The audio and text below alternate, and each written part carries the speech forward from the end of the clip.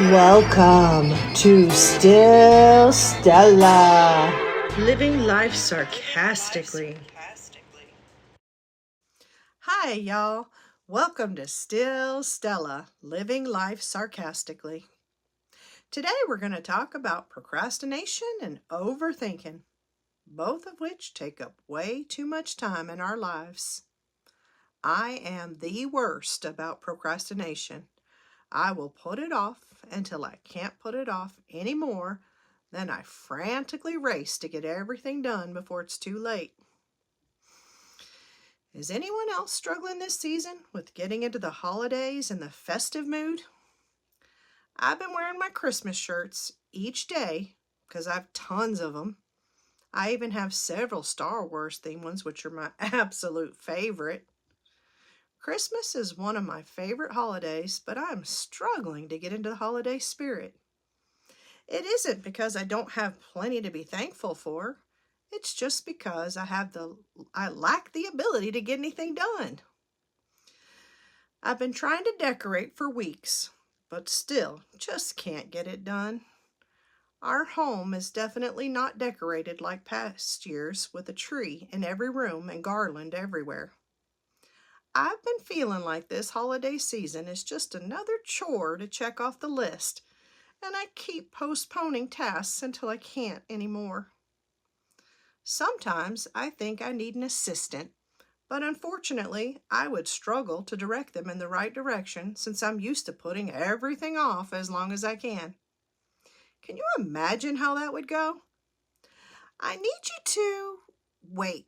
Let me think about it for a bit, and I'll let you know what I need you to do. It would be a true waste of an assistant. This feeling is silly because I normally love the holidays. I can't wait to decorate every inch of our home and yard. There are normally twinkle lights and garland everywhere, and Christmas bows and decorations as far as the eye can see. It is actually a little too much, and I know my husband usually wonders if the house will ever return to normal afterwards. It just feels like I'm stuck in a hamster wheel waiting to jump off. I just can't jump off though because I'm too busy trying to figure out how I got on this wheel in the first place. Overthinking at its best. Talk about being distracted from the real issue.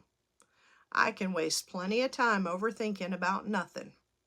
If you are the same, I know you can relate to the time wasted contemplating if something I said 10 years ago was appropriate or not. We all know if I said it, it probably wasn't, but it's too late and it's out there now. No matter what I do to slow down time, it just keeps coming and going nonstop. If you look up procrastination and sarcasm, you'll find my picture right there next to both definitions in the dictionary. It's just in my blood. Part of not getting things done is because everyone has been sick back and forth, and I'm busy hiding in my corner of the house trying not to get sick too. I have way too many things left to do, and I can't afford to add being sick to the list to take away more time. I do admit I was slightly sick a few days, but it's hard to tell with the chronic fatigue and brain fog from menopause if I was actually sick. I swear sometimes I feel like I'm barely keeping it together. We also know when hubby is sick, the world stops. He cannot function at all. When we're sick, we still have to feed the animals, the kids, and keep the house running. Is this deathbed sickness a man thing? I will just leave it at that. I also realized this week that hubby has not even been listening to the podcast lately. This means all the sarcastic digs are going unnoticed. I'd been expecting a little flack or harassment for it, but nothing. Not a single word. Apparently, he is so busy he can't even take a few minutes to listen. Well, maybe I won't have time to wash his underwear this week. Let him try to enjoy a day or two with crunchy underwear and see how his week goes for him. I bet he'll miraculously find the time again. I know procrastination can be easily confused with laziness, but I swear I am not lazy. I just have poor time management and put things off as long as I can.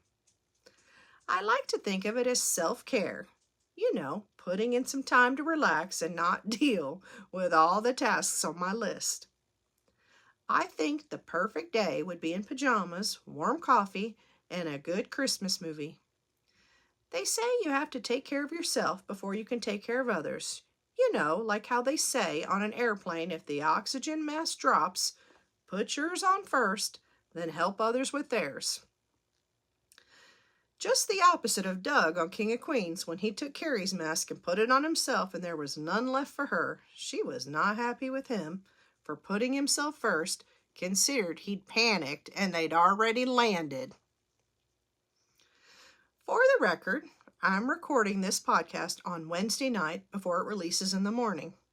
I don't think I could have procrastinated any further unless I recorded it in the morning. I kept saying all week, do it tomorrow. In all fairness, though, I haven't been feeling too great, so that's the excuse for now, until I can come up with something more witty. So I just poured myself another glass of wine and got to work on getting it ready for release. It's like when you're getting ready to go somewhere, you know how you wait until the last possible minute to leave. Procrastination mode activated. I'm always underestimating how much time I have. I'm seriously wanting to add time, but I cut it close because I think I can do things way faster than I can. Maybe I could when I was younger, but these days it takes a little longer than it used to getting ready and heading out the door. I also have to leave time for the things I may forget. You know, wallet, check. Keys, check. Pants, check. Sanity? Oh, great, we have a runner. It seems there's always something that gets away from us. I'm constantly playing beat the clock drives. Does anyone else do this? I like to put the address in the GPS and try to beat the original time they give you. I'm not saying I'm speeding, but let's just say I navigate the drive differently than normal. I'm just trying to make up for the time I lost looking for my sanity this morning. Although it is a lot harder these days to beat the clock because everywhere I go there is tons of traffic and road construction. The traffic and construction has gotten way worse where we live, which is a small town. I swear the orange traffic cone is the official symbol of my anxiety. Traffic really does bring out the worst in me. What? You want to be let in? I know you saw the merge sign a mile back just like the rest of us. I will run you right into the shoulder and the wall just to teach you a lesson. That's my road rage coming out. And I do apologize. I have no control over that crazy bitch when she comes out. It probably wouldn't be so bad if I could stop procrastinating and get my act together to leave earlier. Unfortunately, I think the older I get, the less I care about being on time because we all know I'm gonna get distracted by something along the way. The only thing I'm not allowed to procrastinate with is feeding these pups. I'm telling you, they will literally jump on the bed on top of you in the morning to tell you it is time to feed them. They actually beat my alarm clock some days because they have decided they are hungry and it is time for me to get up and feed them. I love them, and therefore I feed them as I try not to yell while I'm doing it. You know, like, are you happy now? I was sleeping so good and it isn't even time for me to be up. They don't care. They jump on the bed and put their face right in yours like, "Hi, Mom, what are you doing?"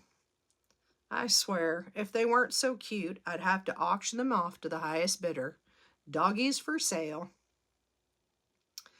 The issue with sleep is a tricky one since I struggle so much to sleep. There are days where I cannot fall asleep until after 4 or 5 a.m. Unfortunately, work does not wait for me to get a good night's sleep, so there are days where I'm working my ass off on about 3 or 4 hours of sleep. I keep saying I can sleep someday when I'm retired and nap. Yes, that sounds awesome. I can dream, at least for now, about those days. I have a question. How many of you get songs stuck in your head? I'm telling you, I will wake up singing a song that I have not listened to in days and will find myself singing it all day and night long. I was once told by someone, who's on my dead to me list, that if you get a song stuck in your mind, you have a simple mind. Well, I beg to differ. I think it's the sign of a highly intelligent mind that can keep singing a song over and over again throughout the day while they're working and even sleeping. Obviously, it's a strong mind that can multitask that easily. The funniest part about my procrastination is at my job, it is my responsibility to remind people all day they have tasks to complete. I am expected to stay on top of all tasks to make sure we meet deadlines. How did I end up with this job with this brain? I truly believe the only reason I'm successful at this job is my attention deficit makes it easy to jump from task to task. I'm a multitasking queen. I would probably be in trouble if I had to focus on one task for more than a few minutes. Thank you, attention deficit, for making me a better employee in this scenario. When I go into the office, it's a 2-hour drive door to door each way. Luckily, I don't have to do it on a regular basis because the traffic can be a nightmare when I hit town on that end. I really enjoy my current commute from my bed to my desk. Well, there is a stop at the shower and getting ready because we all know I cannot function without putting on my makeup. I'm one of those weird ones who gets up and gets ready. Yeah, I know, it's a character flaw, but it's mine, and I own it 100%. It helps me focus. Just because my commute is across the house doesn't mean I don't need to be at my best. And to be fair, best is subject to interpretation. I know lots of people that work at home in their pajamas. Kudos to them.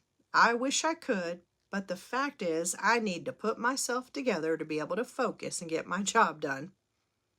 I found I cannot work or concentrate without a TV or music in the background.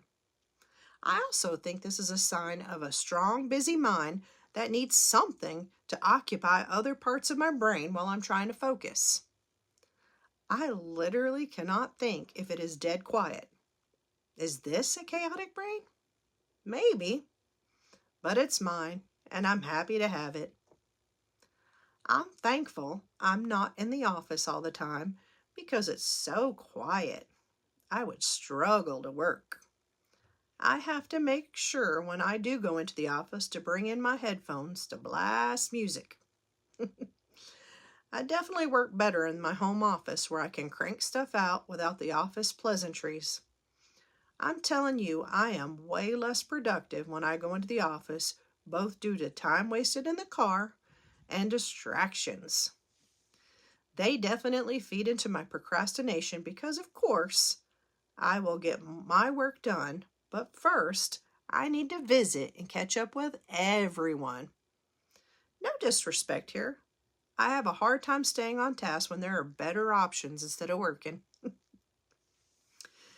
And speaking of laziness, these pups around here don't even help out around the house. They cause more work instead and make messes everywhere. They lay around all day sleeping. what I wouldn't do to be able to take a daily nap. I definitely think dogs and cats have it figured out, laying around all day waiting for snacks and meals while playing with their toys in between. They command attention as well and are spoiled rotten. I admit I enjoy having time to myself. I think when I was younger, I spent so much time being busy, running kids around and working on different sites. I truly enjoy being alone and writing or working on stuff by myself. I find I'm way more productive. I also need this time to recharge so I can take care of everyone and everything. You know how it feels. I love to spend time with people, but I also need to run solo.